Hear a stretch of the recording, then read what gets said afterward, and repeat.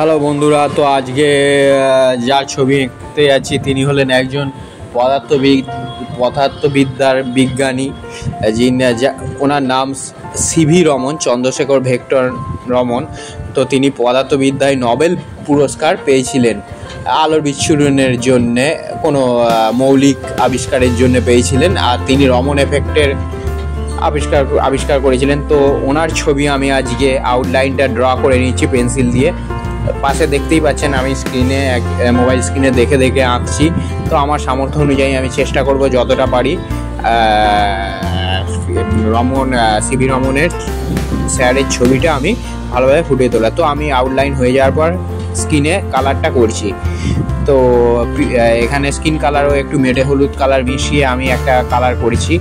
আর পাগড়িটা ash colour সাদা দিয়ে করার চেষ্টা করছি। তো আমি আস্তে আস্তে ফুটিয়ে তোলার চেষ্টা করবো ছবিটাকে। তো আমি এবার কোটটা করছি। ওটা একটা ব্রাউন কালারের জ্যাকেট পরে আছেন উনি, তো ব্লেজার পরে আছেন। তো সেই ব্লেজারটার কালারটা ব্রাউন কালার আমি করছি, যেমন আছে ছবিতে আমি তেমন দেখে দেখে করার চেষ্টা করছি। তো যত সময় যাবে এবার কোটটা করছি পিঙ্ক কালার দিয়ে, হালকা ব্রাউন কালার দিয়ে এবার আমি স্কিনের টেক্সচারগুলো করার চেষ্টা করছি। তো সুন্দরভাবে ছবিটাকে আমি ফুটিয়ে তুলবো, কেননা তিনি আমাদের নোবেল এনে দিয়েছিলেন ভারতীয়দের। তো একটা গর্বের ব্যাপার, গর্বের বিষয়। তো চোখগুলো করছি। আর আমাদের বাঙালি হিসেবে নোবেল পুরস্কার পেয়েছিলেন সাহিত্যে রবীন্দ্রনাথ ঠাকুর। আর সিভি রমন আমাদের বিজ্ঞানে নোবেল এনে দিয়েছিলেন, যদিও তো আর বাঙালি পেয়েছিলেন রবীন্দ্রনাথ ঠাকুর। তো আরও অনেকেই নোবেল পেয়েছেন। তো অর্থনীতিতে পেয়েছিলেন অমর্ত্য সেন। তো এরকম অনেকেই আছেন। তো আমি আজকে সিভি রমন স্যারের ছবিটা আমি ফুটিয়ে তোলার চেষ্টা করছি।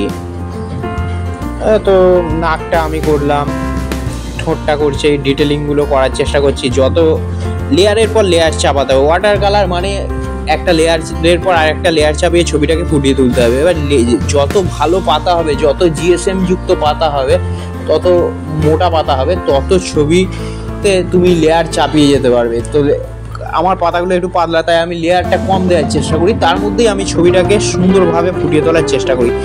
তো একটু পাতা জিএসএম ভালো হলে, মোটা পাতা হলে তো ভালো লেয়ার দেওয়া যায়, আরও ভালো ছবি সুন্দর ফুটে ওঠে। তো করছি, চেষ্টা করছি পাশ থেকে রং নিয়ে আমি আমার সামর্থ্য মতো ছবিটাকে ফুটিয়ে তুলছি। দেখতেই পাচ্ছেন স্ক্রিনে ছবির সাথে ফুটে উঠছে আস্তে আস্তে। একজন বিজ্ঞানী, তো ট্রাইটা করছি।